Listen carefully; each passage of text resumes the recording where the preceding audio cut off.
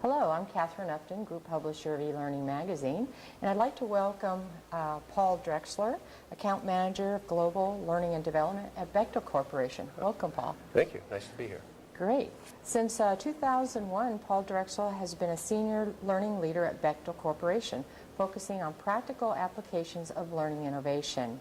He led the learning and development effort in developing Bechtel's ES and H community of practice, developed the Bechtel Learning 2.0 Challenge, and designed safety simulations, the Bechtel Office Safety Challenge and the Bechtel Driving Safety Challenge, and has received Brandon Hall Excellence in Learning Awards. So, Paul, today you are going to be speaking on how to build a community, or how Bechtel built, or how you built a community of practice at Bechtel. Why don't you tell us about that session? Sure. Now, a community of practice, for me, I sort of think about something that I'm familiar with, and it's kind of like everyone has networks, their personal networks. If you've been doing something for a while and you're pretty good at it, chances are you know a number of other people. And what a community practice is, in my view, is you're taking that concept and you are doing it more quickly, and you're also growing it in situations where the community is not located, is not co-located. So what we did at Bechtel, this is sort of part of this effort we had been making in informal learning.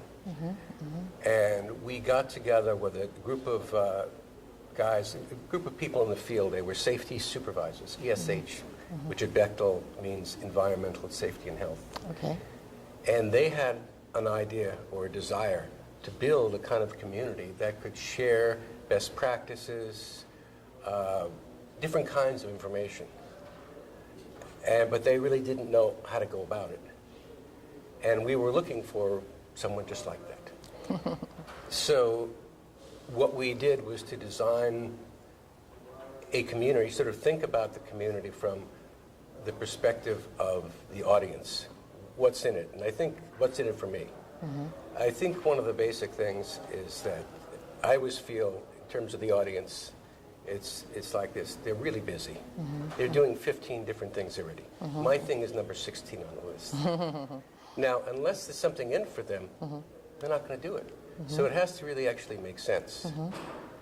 And what we were able to do, and I think it also, I think in most companies you have a lot of silos, a lot of different organizations that don't know of each other, people doing the same job as someone in another country or another building in a different group, and they don't even know about each other. Sure. What the community practice was to be was a way to sort of communicate across business units, across locations. I mean, we're all over the world. We have about 60 projects in every continent. Wow. And Bechtel is the world's largest privately held engineering and construction company. Wow. So we really wanted to break the kind of just top-down information flow and make it side-to-side, top-down and bottom-up. Right, right. So how did you go about doing that? Well, we needed a few things. We needed an involved, dedicated partner, and we needed a real business reason to do it, and a sponsor. Now, there's a number of ways to, there's more than one way to build a community practice. And Sure. the typical way is either top-down, coming from the executive level down, Right, or bottom-up. right. In our case, we did not have that top-down support at the beginning, so we decided to do it bottom-up. Okay. And we talked to, we were able to, I guess the first big challenge to building a community practice, or many things which might be innovative, is the risk management. Sure. And I think the normal business flow of information is an expert designs it and it comes down. Right, It's right. It's like it's the Bible. So the idea of someone out there in the field putting up an idea or something they did or something they heard of as for everyone to see was concerning because there was a fear of risk. There was, well, what if someone uses this and something happens? So the first thing we had to do was really to address the risk management issue. Sure, sure. And then we had to design, pick the right software, and also my feeling about most sites is, unless it's what I'm doing anyway, or what I have to do for my job, it's like, I'm going to give you 2 minutes. Right, right. You know, because I ain't getting paid for this. So if I don't see something in that 2 minutes that engages me, to think, well, I could use this. Right, if I don't understand how to use the site, I'm probably gone, and it's Right. going to be difficult to get me back. Right, right. So we put a lot of thought into the design of the community and the website before we launched it, and we made sure that it really had a lot of things in it. Right. And we went from a strategy of starting with just a few people, and they would invite people, so it was sort of an organic growth. Nice, nice. What software did you use? We used Bloomfire, Oh, okay. which is interesting. And we saw there seems to be two sort of schools of thought in terms of this social software. Sure. One uses kind of the Facebook model, and the other uses the YouTube model. And the Facebook model is, you know, it's really good for keeping up with people. It's not as strong in terms of finding topics, searching, Right, things like that. right, right. YouTube is more like, it's easy to search. It has Sure. a pretty good search. If I want to watch cute kittens, it's easy for me to find them. And that's the model that Bloomfire had. Oh, okay.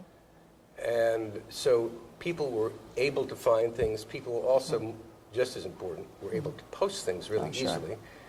And also we were able to administer it easily. I think I think if you have a site that only an expert can administer it, Right. it's really hard to you know, move quickly.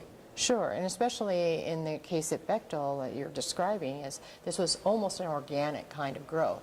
A handful of people started and invited people. And so these are things that you're probably doing on your time versus your work time. So, wow, what a great set of pieces of advice. So today's session you're going to be doing, you're going to be sharing some more information. What do you think, what are the top 3 takeaways you would like your attendees to know when you present this session? Always floss after brushing. That's the first thing. Don't run with scissors, Okay, right. that's 2. No, I think really understand your audience. Understand what they need, what they want. Deal with a real business problem. Don't be a solution in search of a problem. And work with people who are passionate about this issue. Yes, yes. And if you have those 3, you have a good chance. Oh, that is wonderful advice. I know the viewers are going to really benefit from the few minutes you've spent with us, so thank you so much for joining us. If you are not here at LC in Irvine today to see Paul's session, we invite you to attend LC next year, 2013. It will be at the Anaheim Convention Center in Anaheim, California, on August 26th through the 28th. You can learn more at www.elceshow.com. Thank you again, Paul. My pleasure. Okay. Have a good one.